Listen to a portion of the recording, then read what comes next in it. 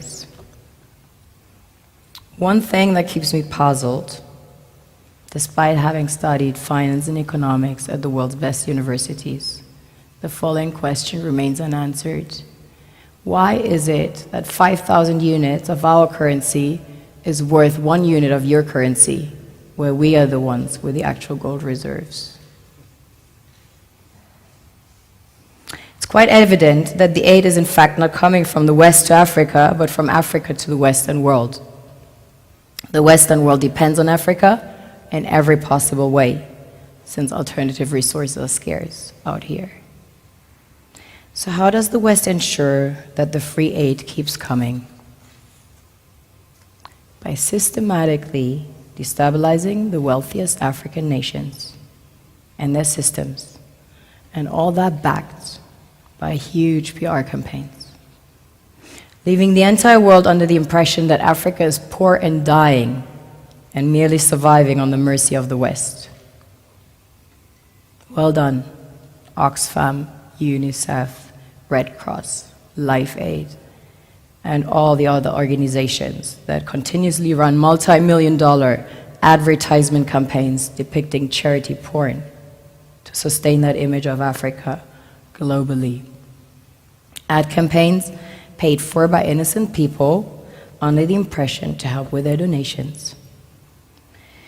While one hand gives under the flashing lights of cameras, the other takes in the shadows.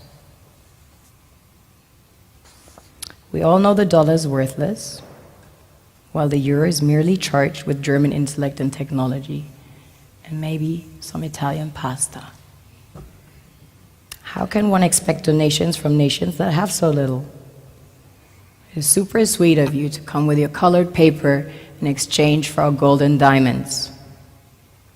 But instead, you should come empty-handed, filled with integrity and honor. We want to share with you our wealth and invite you to share with us. The perception is that a healthy and striving Africa would not disperse its resources as freely and cheaply, which is logical. Of course, it would instead sell its resources at world market prices, which in turn would destabilize and weaken Western economies, established on the post-colonial free meal system.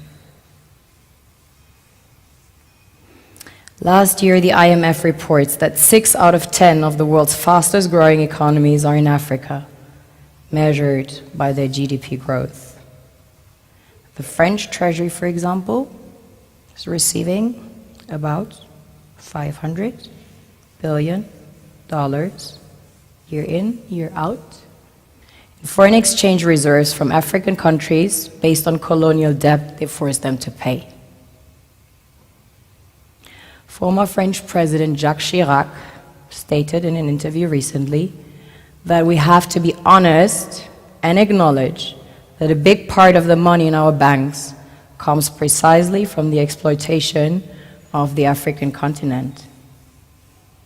In 2008, he stated that without Africa, France will slide down in the rank of a third world power. This is what happens in the human world, the world we have created. Have you ever wondered how things work in nature? One would assume that in evolution the fittest survives. However, in nature, any species that is overhunting, overexploiting the resources they depend on as nourishment, natural selection would sooner or later take the predator out, because it offsets the balance.